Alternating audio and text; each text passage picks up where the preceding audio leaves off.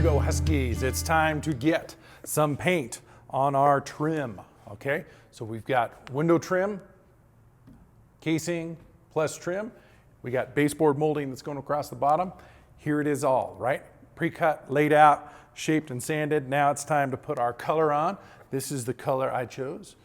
Super cool, kind of a green, forest green, or a outside green, which is going to be great. Okay, so process pretty straightforward. We're going to be using a trim brush and our 4-inch roller to do a combination of delivering paint to our baseboards here laid out flat, and then also we're going to paint our casing to get it ready to go. So steps, I'm just finishing up here. We're going to use a tack rag.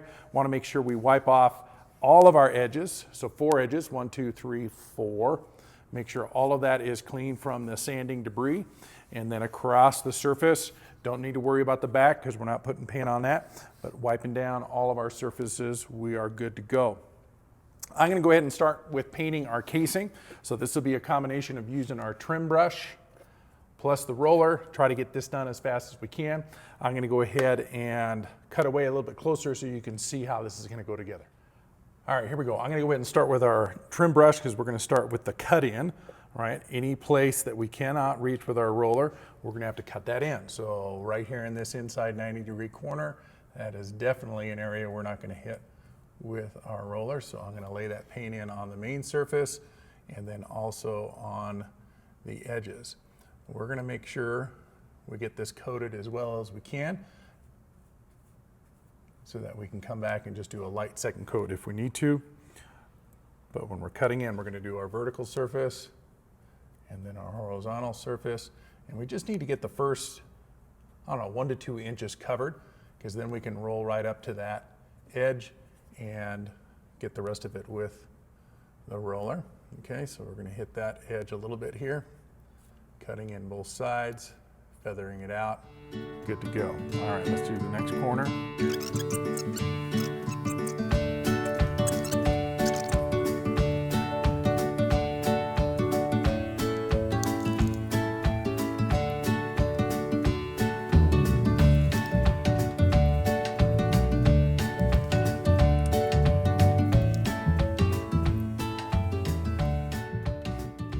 Good to go. All right, now that we've got the casing all taken care of, let's switch it out and we'll go back and do the rest of the flat boards on our paint deck here.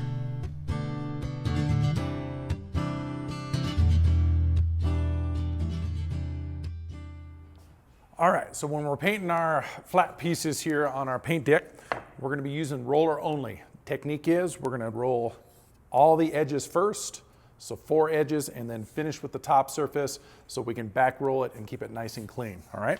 So let's get this started. We're gonna be using only our 4-inch roller. This will help us get material on a little faster. So we're gonna prime it, get our paint even out, and then we're gonna start with our side. So I like to hold it up on its edge so I can really see this combination. A really light touch. I'm not barely putting any pressure on the roller, and I'm gonna go down one side, and then I'm going to take one last pass and do a back brush, all right? Flip it over, do the long edge. Same technique, not hardly putting any pressure on the roller. We don't want to squeeze the paint out and get it to start running on us, so we're going to brush it out, all right? Then we're going to do our end.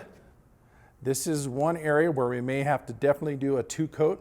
It's our fresh cut where we cut through the MDF board, and therefore the paint will soak into those fibers a little bit deeper, and so we may have to second coat. And then last but not least, I tilt it up, hold it with my fingers, do my last edge right here, very gently, making sure I don't see any paint buildup or drips or sags, because that will cause us to have a problem once we're done.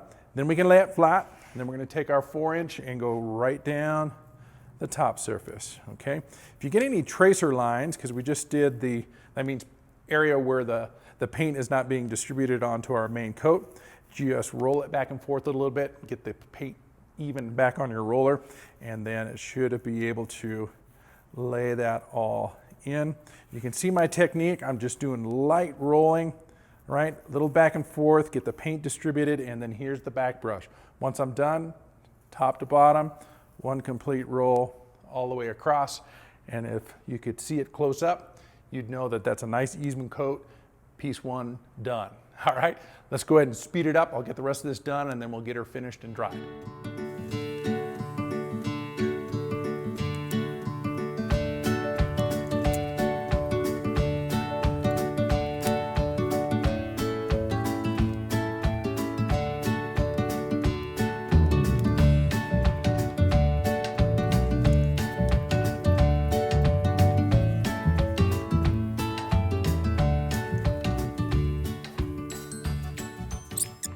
All right, that's our first coat. We're gonna go ahead and finish up, let this dry, hit it with a second, we'll be good to go.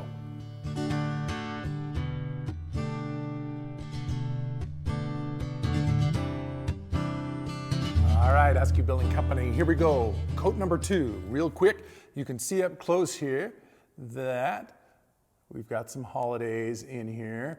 So our first coat went on nice and clean, but you can still see where the white is showing through.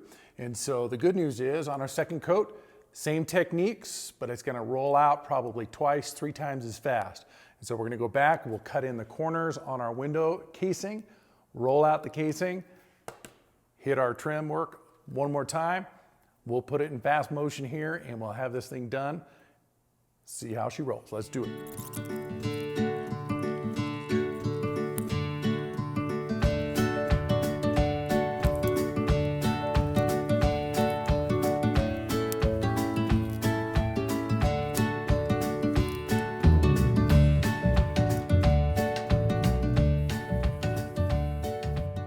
Voila, okay, there we go. Everything is 2-coated, ready to rock and roll.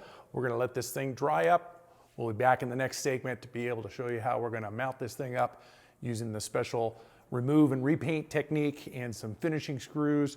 It's gonna be sweet. We'll see you then. Keep building something great, Huskies. We'll see you soon.